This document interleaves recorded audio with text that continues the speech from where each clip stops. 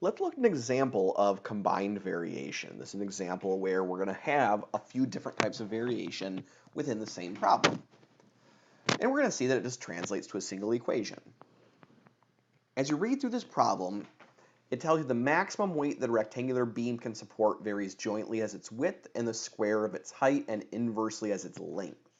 And then we're given some dimensions of one beam and asked to find out how much weight a similar beam can support.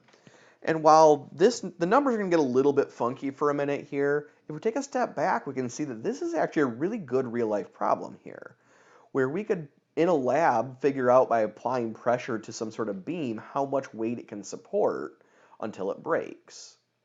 And if we make the beam out of the same type of material, we can say, well, what happens if we make it a little bit longer than before, or a little bit wider than before, a little bit taller than before? How will that affect things? And now we can do it mathematically rather than wasting more beams. So that's the beauty of what's going on here. So we need to make sure to define our variables. Now, I'm going to define the maximum weight as a capital M.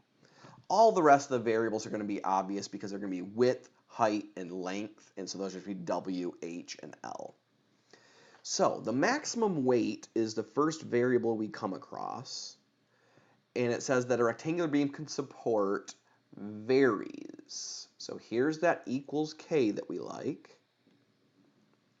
Then we get this keyword jointly. Jointly, remember, means multiply by the next two things that come up.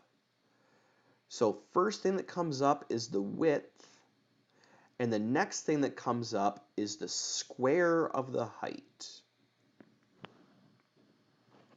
Now this word and doesn't mean anything to us. We come across the word inversely, and inversely is going to mean divide by. So we're going to divide by whatever comes up next. And what comes up next is the length.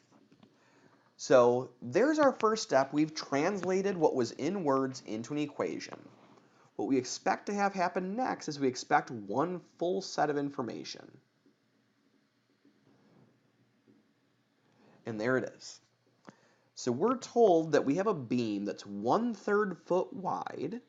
So that's the width. I'm going to put a 1/3 in here. We have 1 foot high. Our length is 10 feet. And the maximum weight it can support is 3 tons. Now this looks weird with a fraction within a fraction, but what I'm going to tell you is you don't need to solve this all in one fell swoop. Take it apart one piece at a time. Let's go ahead and just clear the fractions. Let's multiply both sides by 10.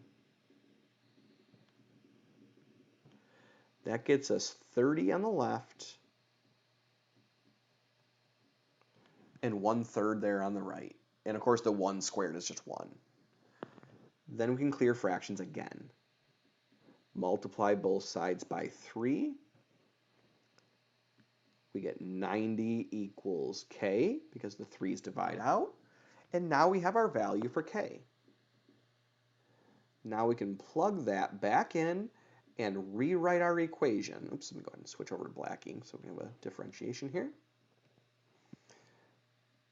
We have capital M equals 90 times W times H squared all over L. Our last part that we want to do then is to plug in the partial information and solve for the remaining variable. So if we look at what's given to us here that I've underlined in red,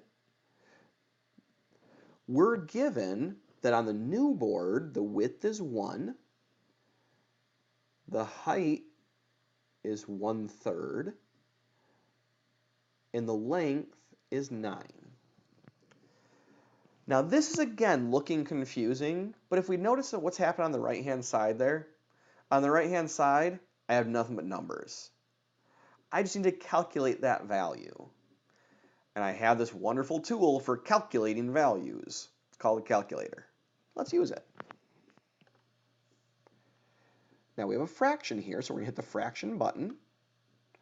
And we have 90 Now we don't need to put times 1 because, as we know, times 1 doesn't really change anything. So I have another fraction. I have 1/3.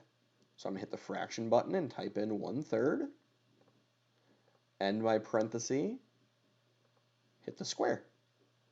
I'm going to arrow down to the bottom and press 9 and hit enter. And I get this answer 10/9. When it comes to a word problem, I don't want 10/9 as an answer. So again, I'm going to hit this button above enter and 1.1 repeating. So my final answer is 1.1 tons is what I can support with this new beam. And that answers the question.